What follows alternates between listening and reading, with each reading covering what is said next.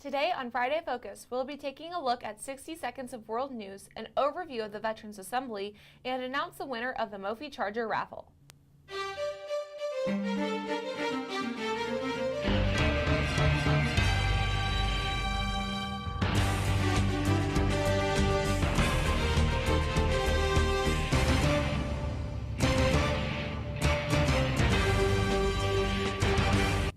Good morning, Centerville. Today is Friday, November 10th. I'm Ashton Bogan. And I'm Audrey Owens. With a world that is constantly changing, we sent out our very own Mary Kidwell to find out what the top news stories were this week.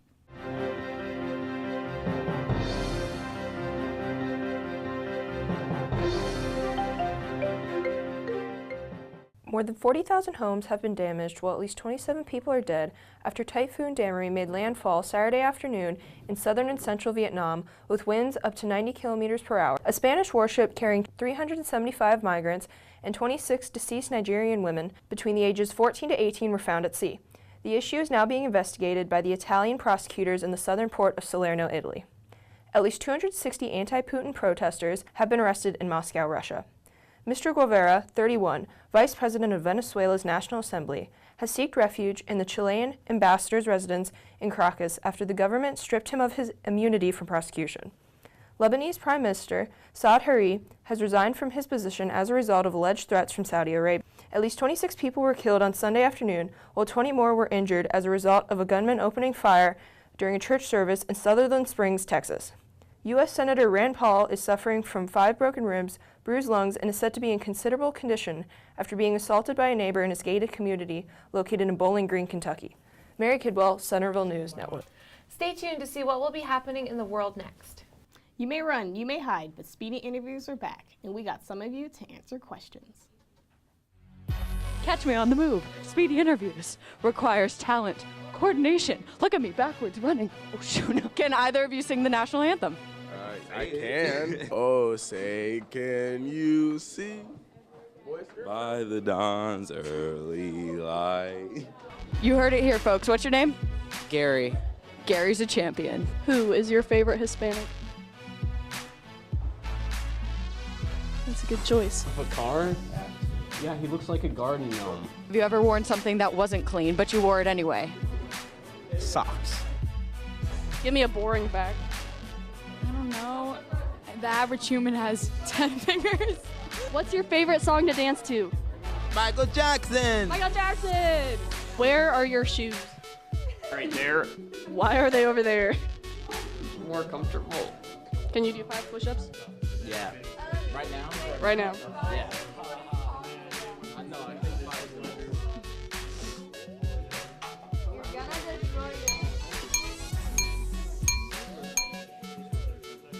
5 push-ups. What's your greatest fear? My greatest fear? Being interviewed. Okay, what's your second greatest fear? Like sharks, spiders, snakes, stuff like that. Spiders. Lame. How are sales this year?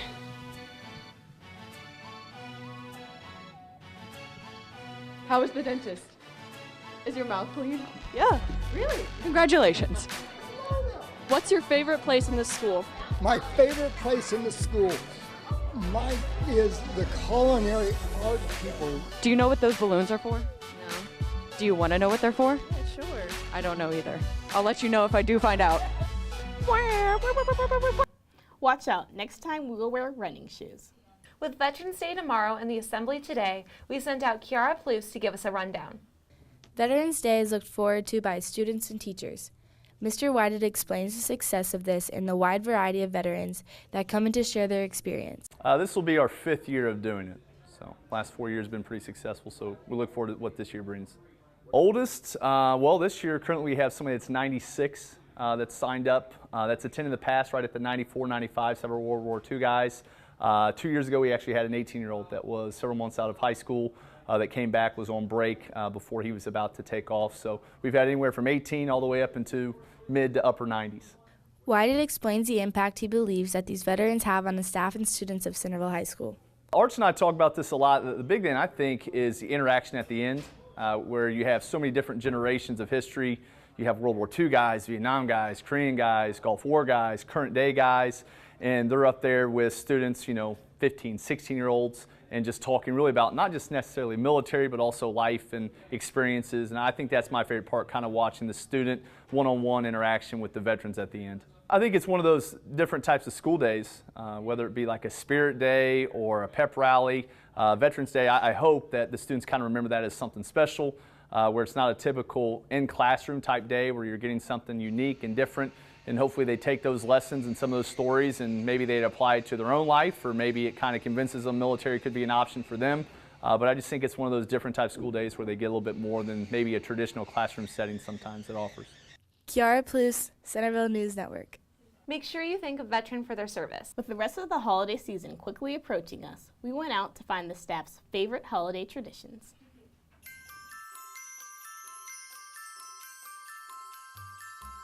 And growing up, we would all get together as cousins, and we would actually reenact the Christmas story.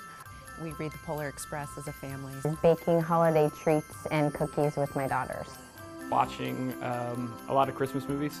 So I binge eat, and then I binge watch Christmas movies, usually in front of the fire. Going bowling with all my extended family the day before Thanksgiving. My family always roasted a whole pig at Christmas time. Grandma had made up these little Santa Clauses out of paper, but they had everybody's name on them. So on each plate we'd go around, and that's where everybody would sit, wherever your little Santa Claus was. So we're one of those sick, sadistic families that puts up their Christmas tree way before Thanksgiving. My favorite holiday tradition is making cookies. DM us yours and we'll pick some to put on our TV for the next episode. The winter musical Bonnie and Clyde opens this weekend. We sent out Grace Gamble to get a behind-the-scenes look. Meredith Sandstrom tells us when and how the actors and actresses rehearse for the show. Just about every day the last couple weeks, but before that it was like every other day or during the weekend and that kind of stuff. And we usually practice singing, lines, and choreography. Gabe Harin explains how tech-savvy the show Bonnie and Clyde is. This is a really tech-heavy show. We've been calling it the second most heavy show since Les Mis. It's got lighting, sound, video, and it's really fantastic. We get to play with a lot for the show. Mr. Heyman tells us what Bonnie and Clyde is all about and how to get involved with the shows next semester. Bonnie and Clyde is based on the crime duo from the 1930s and the Great Depression. It is a new musical that's about their rise to fame and also their downfall and the end of their lives. Bonnie and Clyde is an exciting show. It's edgy, it has a lot of energy, it's really intense, it's a really, really challenging show for us, so we have lots of really cool things happening. It will be something different from what you've ever seen before. Auditions for our next show, The Curious Savage, will start in November, just after Thanksgiving. We will have set building and costuming starting after winter break as well. Make sure you go see Bonnie and Clyde opening weekend. Grace Gamble, Centerville News Network. The show airs both this weekend and next. I hope to see you there, Centerville. This week, Tyler the Weatherman is back to give us the lowdowns on this weekend's chilly weather.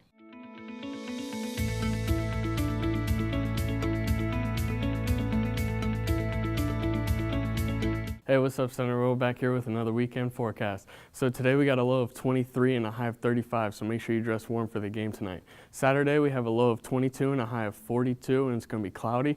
Sunday we got a low of 36 and a high of 47 with a chance of showers. And on Monday we have a low of 35 and a high of 46, again with a chance of showers. That's all for your weekend forecast. Stay warm, Centerville. Thanks, Tyler. Make sure you drive safe. Cold weather means for the chance of icy roads. Now it's time to announce the winner of the Mophie Charger raffle.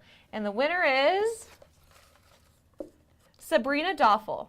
Congrats! Be sure to pick up your charger from Mr. Liker.